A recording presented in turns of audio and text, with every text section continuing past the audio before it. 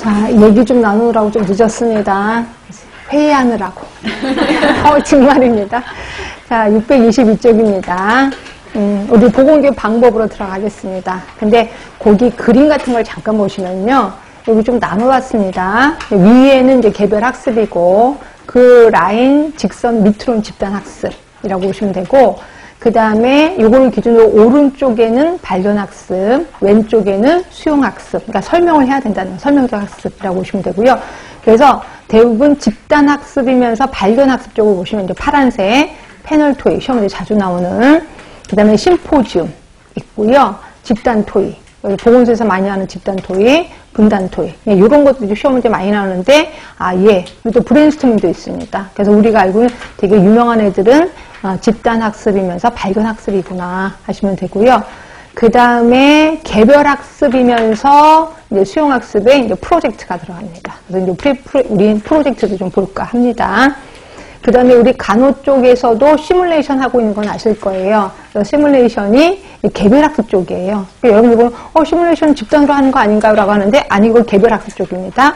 그리고 발견 학습 쪽이라고 보시면 돼요. 그래서 이 정도로 이렇게 구분해서 이런 것들이 한번 문제가 나오지 않을까라는 생각도 들긴 합니다. 특히 문제 해결 학습, 이게 이제 아까 말한 PBL이거든요. PBL도 개별 학습이면서 발견 학습이다라고 생각하시면 돼요. 그래서 이걸 좀 구분하시고, 여러분들은 집단 학습이면서 설명하고 있는 게 강의, 제가 하고 있는 강의라고 보시면 돼요. 집단이고, 이제 여러분, 제가 이제 계속 설명만 하는 거죠. 이렇게 해서 하시고. 자, 강의는 다 아실 것 같아서 저 설명 안 하고 넘어갑니다. 한 번쯤 보시면 될 것 같고요. 여기서 중요한 건 심포지엄하고 패널 토익. 자, 혹시 저한테 심포지엄 패널 토익 처음 들으시는 분 계세요? 처음 들으시는 분? 네, 그러면 요 분들만 보고 하겠습니다. 자, 심포지엄.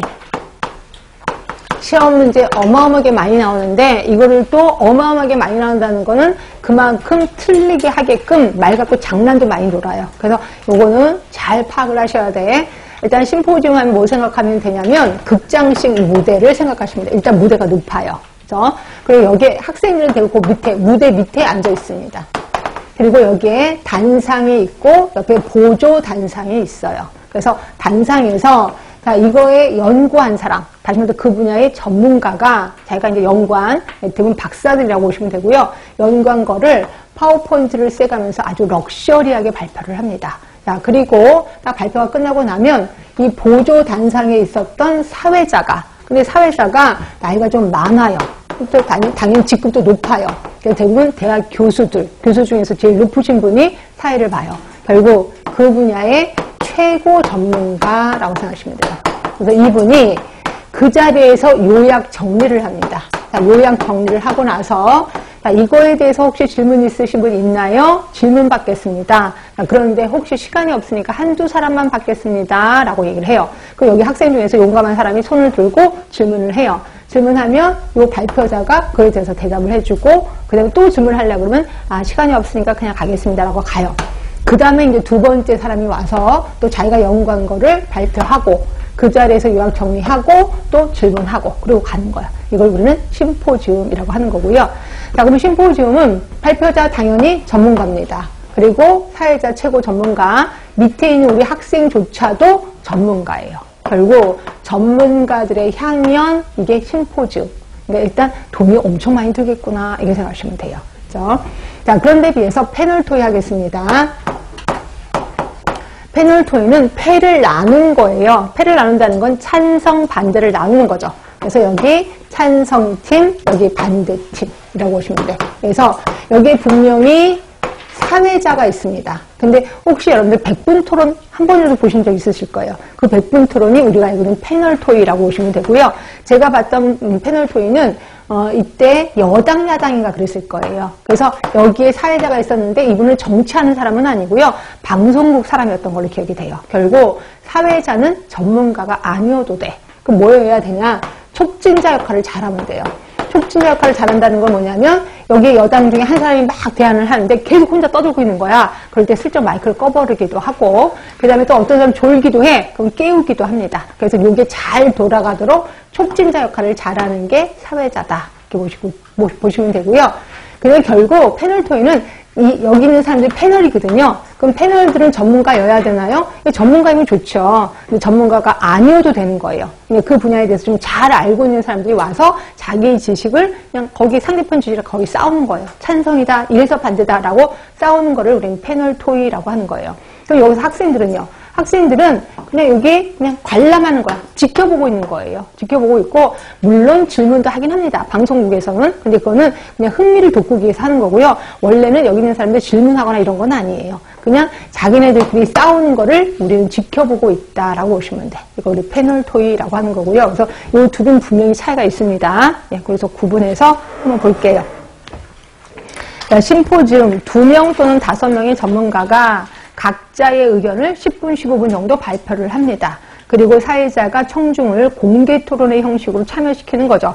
이때 사회자는 이 분야의 최고 전문가여야 한다라고 되어 있고요. 장점을 보시면 특별한 주제에 대한 밀도 있는 접근이 가능해요. 다시 말해서 조금 더 전문적으로 갈 수 있다는 거죠.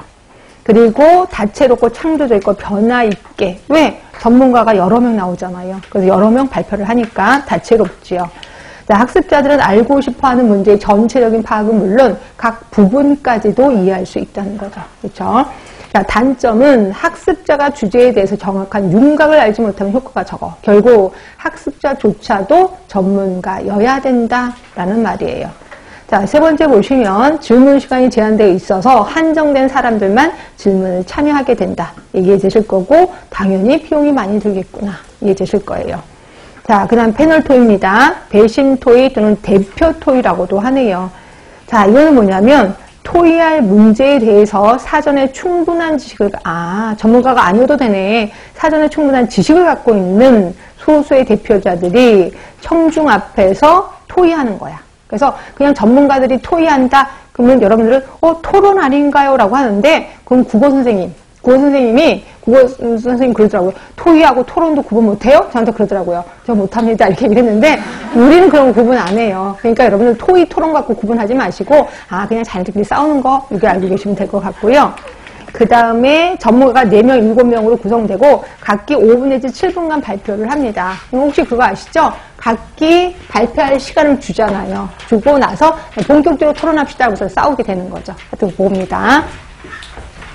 자, 장점을 보시면 비교적 높은 수준의 토론을 경험합니다. 그리고 타인의 의견을 듣고 비판하는 능력이 배양돼. 저는 이거 한번 보고 밤새 쉬쉬댔는데 비판하느라고. 하여튼 비판하는 능력이 좀 배양이 되고요. 자, 주제에 대해서 다각도로 분석하고 앞으로 예측할 수 있다. 이렇게 얘기를 하면 여러분들은 찬성 반대니까 다각도가 아닌 거 아닌가요? 라고 했는데 아니에요. 나는 이래서 찬성한다. 이래서 반대한다. 여기 여러 가지 얘기를 합니다. 그러다 보니까 다각도로 분석을 한다는 거고. 자, 세 번째 보시면 연사나 참여자가 서로 마음을 털어놓고 토의함으로써 문제 해결을 제시할 수 있다. 마음을 털어놓고 토의를 해야 돼. 그러면 마음을 털어놓지 않으면 한바탕 싸움으로 끝나게 되는 거죠.